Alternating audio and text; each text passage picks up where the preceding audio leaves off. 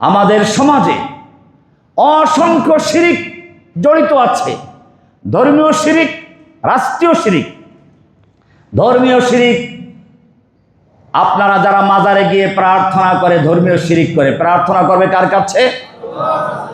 মাজারে গিয়ে যারা পশু জবাই করে পীরের নামে, তারা শিরিক করছে, কারণ পশু জবাই করি কার নামে? মাজারে গিয়ে যারা সন্তান চাচ্ছে, সেজদা করছে, তারা শিরিক করছে, কারণ এই সবগুলো ইবাদত পাওনা কার? অপরদিকে রাষ্ট্রীয়ভাবে যারা শহীদ মিনারে গিয়ে মাথা ঝুঁকিয়ে 1 মিনিট দাঁড়িয়ে থাকে, তারা আল্লাহর রুকু করার পরিবর্তে মূর্তির সামনে গিয়ে রুকু করছে, রাষ্ট্রীয় শিরিক করছে। সংসদ ভবনে ঢুকে যারা স্পিকারের সামনে মাথা নত করে ঢুকে, আল্লাহর রুকু করার পরিবর্তে, আল্লাহর সামনে মাথা নত করার পরিবর্তে স্পিকারের সামনে মাথা নত করে শিরিক করেছে। আদালতে গিয়ে জজের সামনে যে সব উকিলেরা মাথা ঝুঁকিয়ে রুকু করে, সেগুলো রাষ্ট্রীয় শিরিক করেছে। কোরআন সেটাই বলেছে, ইত্তাখাযু আহবারাহুম ওয়া রুহবানাহুম আরবাবাম মিন দুনিল্লাহি। ওরা ওদের আহবার এবং রহবানদেরকে, রাজনৈতিক নেতা এবং ধর্মীয় নেতাদেরকে আল্লাহর পরিবর্তে রব বানিয়ে নিয়েছে। এভাবেই মানুষ মানুষকে রব বানায়। এই কারণে আল্লাহ রাব্বুল আলামিন আইন তৈরি করার জন্য, আইন প্রণেতা হওয়ার জন্য কতগুলো বিশেষ বৈশিষ্ট্য উল্লেখ করেছেন। আপনারা আয়াতুল কুরসির ফজিলত জানেন। সকালে একবার যদি কোনো ব্যক্তি আয়াতুল কুরসি পাঠ করে, সারা দিন তার কাছে শয়তান আসবে না। সারা দিনের জন্য সে শয়তান থেকে নিরাপদ। 70,000 ফেরেশতা তার জন্য নিয়োগ করে দেওয়া হয়। এমনি ভাবে সন্ধ্যায় যখন একবার আয়াতুল কুরসি পাঠ করে, সারা রাত্র শয়তান তার ধারে কাছেও আসতে পারে। ফজিলত সত্য। সূরা ইখলাসের ফজিলত পড়েছেন। একবার সূরা ইখলাস পাঠ করা মানে 1/3 কোরআন পড়ার সমতুল্য সওয়াব পাওয়া যায়। ফজিলত সত্য।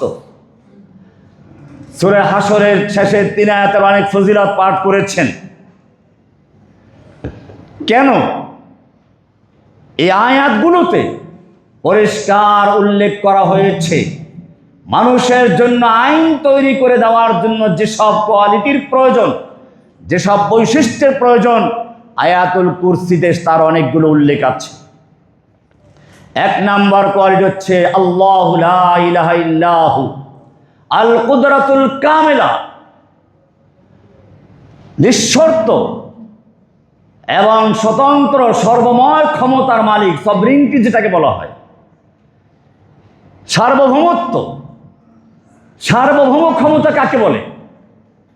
আল কুদরাতুল কামিলা, যেই ক্ষমতা এর অধিকারী কারো কাছে জবাবদিহি করতে বাধ্য নন, যেই ক্ষমতা কখনো হস্তান্তরযোগ্য নয়, যেই ক্ষমতা জুজউন লা ইয়াতাজাজ্জা, ভগ্নাংশ বিভাজ্য করা যায় না, ভাগাভাগি নেই, অংশীদারিত্ব নেই, এরকম আল কাদের মুতলাক, নিরঙ্কুশ ক্ষমতার মালিক, যে সেই অধিকার রাখে আইন তৈরি করার, আইন দেওয়ার। কারণ যার ক্ষমতা নাই সে আইন দিবে কি করে? আর এই রকম ক্ষমতা আছে একমাত্র কার?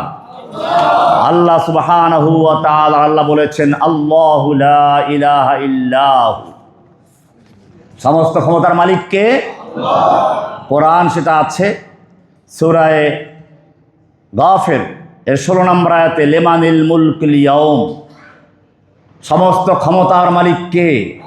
আল্লাহ বলছে, লিল্লাহিল ওয়াহিদিল কাহ্হার, একমাত্র মহাপরাক্রমশালী আল্লাহই একমাত্র ক্ষমতার মালিক।